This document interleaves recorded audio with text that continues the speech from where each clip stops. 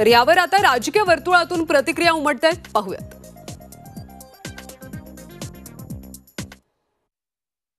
पुणे स्वारगेटमध्ये घडलेली घटना फक्त संतापजनक नाही तर चक्रावून टाकणारी आहे। पुण्यामध्ये गेली अनेक वर्ष मी वावरते।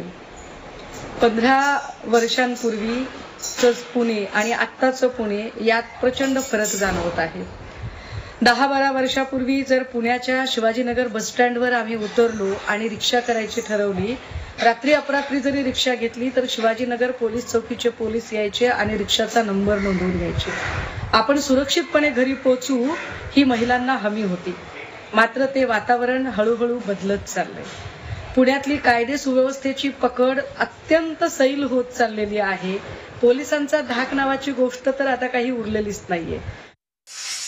मध्यवर्ती ठिकाणी पुण्याच्या एवढी रहदारी वर्दळ असताना सुद्धा असे प्रकार हे काही सर्रास घडले जातात। म्हणजे काल आपल्या समोर आलं प्रकरण म्हणून आपल्या लक्षात आलं, पण असे प्रकार सर्रास त्या एसटीच्या आवारामध्ये घडले जातात आणि हे पोलिसांना असे गुन्हेगार लोक वावरताना माहिती असतात। मग त्या ठिकाणी नुसतंच हे चालतं का, याच्यामध्ये दारूचे धंदे आहेत, मटक्याचे धंदे आहेत, अंमली पदार्थ विकणाऱ्या टोळ्या आहेत आणि हे पोलीस त्याच्याकडे सर्रास दुर्लक्ष करताना आपण बघितलेलं आहे।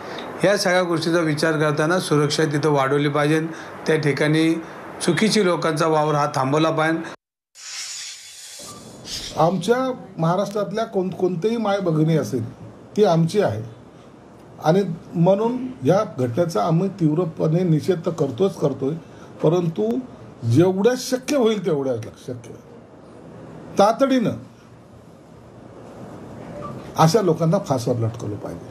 सरकारवर प्रश्न उपस्थित होतोय ना की सरकार बघा, तुम्ही ह्या प्रत्येक गोष्टीला सरकारवर ढकलू नका।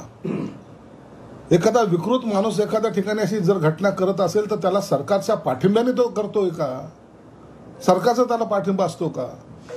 मी सरकार म्हणून तुम्हाला सांगतो, मी सरकारमध्ये एक जबाबदार पदाधिकारी मंत्री आहे। अशा लोकांना ठेचून मारलं पाहिजे, ही माझी भूमिका आहे।